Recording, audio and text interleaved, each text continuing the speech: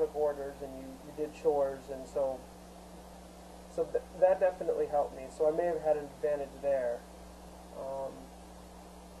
But I think some guys came from a military family, and so they knew what to expect around the corner. Right. And what aspects of training did you find most challenging?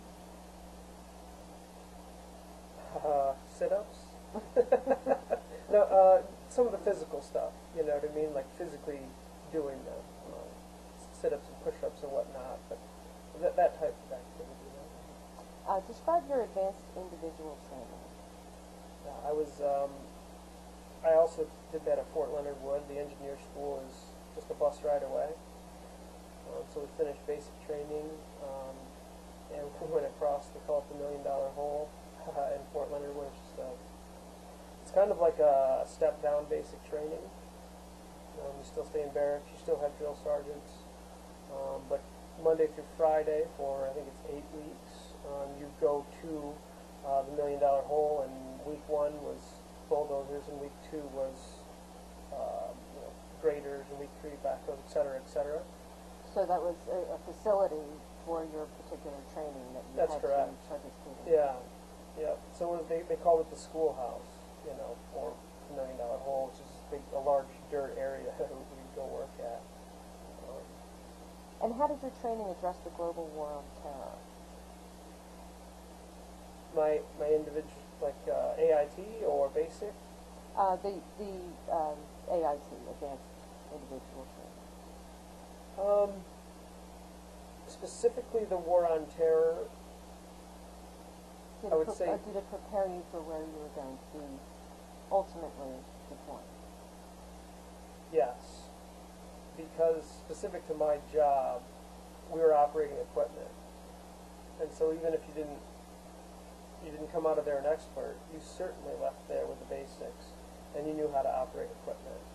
But specific to, well, whether it be IEDs or, theater and global war on terror specific things, no, I don't think that it did, nor did it attempt to. And what was the overall morale like during the training? It was good, in my AIT class, there was 19 kids in my class. I was the only one that was in the regular Army. So everyone else was headed, National Guard or reserves, so they would be going home, so they were all So you were the only one that was planning on deploying out of that class? Not necessarily deploying, but certainly going to an Army base somewhere in the country. Everyone else was going to their home base. So the morale was good? Yeah. And upbeat? Yeah. And did they know or think eventually that they would also be deploying overseas? Yeah, I think they did. My experience, like I said, I was the only one that was in the regular Army in my class, and so they all kind of had a gauge as to when they would be going. Because if you're a member of the Missouri National Guard unit at whatever the town or depot is, if you have deployed last year, you're not going to deploy this year or next. You know what I mean? They could certainly predict their deployment schedules, but I think they were all of the mind that they were headed there at some point. And do you feel that the training that you received prepared you adequately for what was to come ahead? No, but I don't think that's a reflection of the training. I don't think that it's very difficult to see what's coming ahead. So I guess no, in that respect, it didn't fully prepare you, but I don't think anything would. And yes, in a sense, you did have the basics, and you certainly did have an idea of how to operate equipment, take orders. So in that respect, it did. What was your most memorable experience in your training? Nothing particular, jumps out at me, but just kind of just talking to guys, from all over the country, all over the age spectrum, all over the, how much their families made or did. It was just a wide variety of people, and I think so. That was my favorite thing, was just there weren't a lot of distractions, so it was you and them. Right, and a big home. That's right. Let's continue our discussion with your deployment. Describe what followed your training. Following my training, Your individual training. yeah, after my individual training, I was stationed at a few different places. Initially Korea, and then Kansas, to West Point, at which point they were deactivating our unit. I actually caught deactivations at all 3 places along the way. And so the last one was West Point, and that was ending, I got there in 2005, and I was leaving there May of 2006. We got notification that we would be going to Fort Knox. So I got notification in May. I arrived there in mid-July, and we deployed at the end of August. So to give you that sweet, it's very fast.